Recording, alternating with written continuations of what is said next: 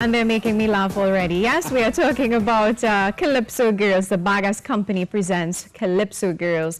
The Calypso Girls is an original comedy, and it aims at bringing first-class quality back to theatre, featuring a veteran cast, including the one and only Errol Fabien and several others. Joining us on set to tell us more about it are male lead actor Errol Fabien and the director himself as well, Brendon O'Brien. Welcome. Hi, good morning. The comedy show already started. I couldn't even contain myself. That's how it always is with us, I think, now.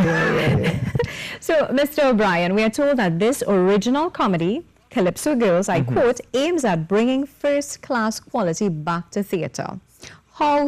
How do you intend to achieve this? Well, I mean, it's not about intentions anymore, I think. Really? You have achieved it? I think it's just really kind of magical, and I want to open by thanking the Bagasse company and Kathleen Christine Johnson for giving me the opportunity to work with such a veteran cast and to bring this story to life. Again, it's an original piece, which is always really exciting to work with a brand new piece and to kind of expose that to the world. And to bring veteran actors to the stage, some of whom you don't see. I think the last time Errol was on stage down here doing a stage play was 2 years ago. Yeah, which is also for one evening. Yeah. And just to give younger audiences especially an opportunity to see all of these really fantastic actors and actresses to be on the same stage and to tell a new story and to tell a new comedy. And I think that's also really exciting to give audiences an experience to laugh together with a cast that really brings a story to life. It's just really, really magical, and to remind folks of the talent that is already here and present. Yeah. All right, and Mr. Fabien, how would you describe your experience, particularly on this particular project, and also what about it stood out to you or impacted you personally? Well, there are a lot of touch points there in terms of what impacted me. One of them is working with a under 30-year-old director, a child. Wow! That is a big part of the experience for me. Working with the Bagasse company, I haven't worked with them in probably over 20 years. That is a big part of the experience, but that script, the Calypso Girls, it's a great script. And you're going to look at it, everybody who comes to the play will look at it and take some of what is in it away. Nobody's going to come and get all of what is in it. There's so much in it. So many references, so much innuendo, so much memories, so much of everything is inside it. You have to be well sharp on your P's and Q's all the time to start taking a lot of what the play is offering out of it. And I know it says to bring first-class theatre back to the stage, but that's in part marketing, producers have to market and to say why this has the edge and why this doesn't, but I think what it does do is that it brings fun and a real look at ourselves to the stage. I haven't been out there seeing a lot, so I don't know if it's missing or what is encapsulated in this play, The Calypso Girls, everybody should see it. Really, really, really. I love it. He just made it sound so amazing. He spoke about memories, the rich content. It's well researched. What is the storyline? What are you willing to share with us? What am I willing to share with you? So it's the story of 4 women living together. And they have, 3 of the 4 young ladies have these really interesting, very fantastic burgeoning romances with these 3 separate men. These 3 young old ladies, eh? Yeah, and they have these really interesting, almost too good to be true blossoming romances with these 3 different men. But there may not be 3 men. So there is only one man? Maybe. Dun, dun, dun, dun. Yeah.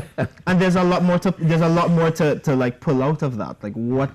What are these characters after? What do they want? What are they looking for? What are these relationships between these characters that I think is really not just at the crux of the comedy, but at the crux of how we see ourselves and how we actually see mature individuals as well. I think that's also a really important because their truth as older women comes out in the piece. Really? And it's not the truth of all women that age, but it's the truth of a constituency, a cross-section of women that age. And, you know, the dialogue and the connection between them and the issues they have are real, they're very real, and they're truth. So you're highlighting, is it correct to say that you're highlighting midlife crisis?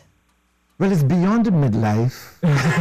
Okay, not so young old ladies. And they're not crises per se, but human state.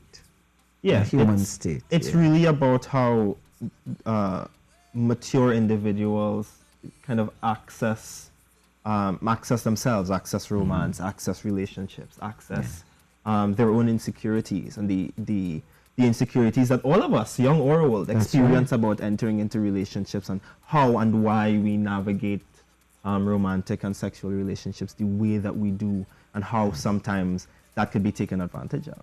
So, Mr. Fabien, I'm assuming you are that lead male actor. Yeah, I'm one of the male actors. Yes. One of the three. And what was it like to work with the other cast members, and how did it feel to be a male lead actor? It is so good to work with this cast. I haven't been on stage with these girls in forever, you know, so that is really good. And the work I have in the play is really good work. I have to dig way deep into my toolbox to pull out the things I need to do this piece of work. I'm enjoying it. It's very challenging for me.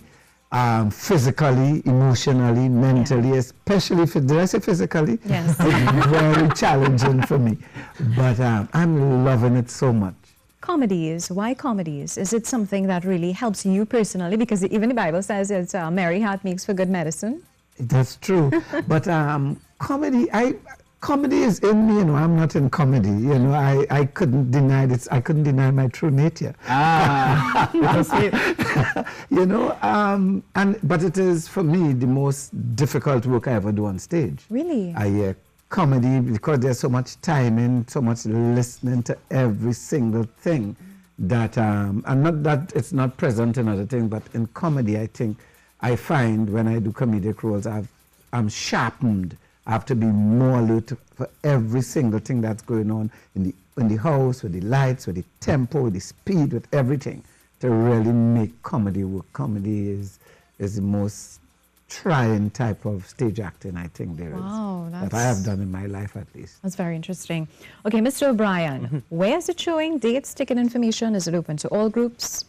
Age groups? So, I mean, there is some sexual content and sexual innuendo. So, I mean, Innuendo. Yeah. So I certainly don't think that it's entirely accessible to individuals under the age of 16. But other than that, I certainly encourage people, young and old, to come and see the play. We're at Central Bank Auditorium from March 1st to 4th. That's tomorrow to Sunday. Just in case you're wondering. The first show, I'm actually going to let Errol talk a little bit about it, because... Oh, yeah. Okay, so opening night, it's a benefit night tomorrow. God, tomorrow is my 30th anniversary drug-free, and that's the night. Congratulations. Thank you so much. Yeah. And it's a benefit because I had a walk when I was 20 years drug-free, and I'm having an event later this year, and the benefit goes towards funding part of what we can fund. So those of you who would like to support that, please come out tomorrow. Tickets are available everywhere. You go to any lotto booth and see Calypso Girls and the date and time you want to go, and you get your ticket. So you don't have to worry to find the box office or wonder about box office hours or paying at the door, any of that. Just go to the lotto booth and buy a ticket. And so we're looking forward to a real exciting opening night. We're pumped, we're ready. And like I said, that's the benefit night for me to observe my 30th anniversary drug-free later this year. You know, we'd like to take this opportunity to really thank you for who you are and what you represent in society, because there are many people who look up to you and you probably don't even know that. Thank you very much. You're welcome.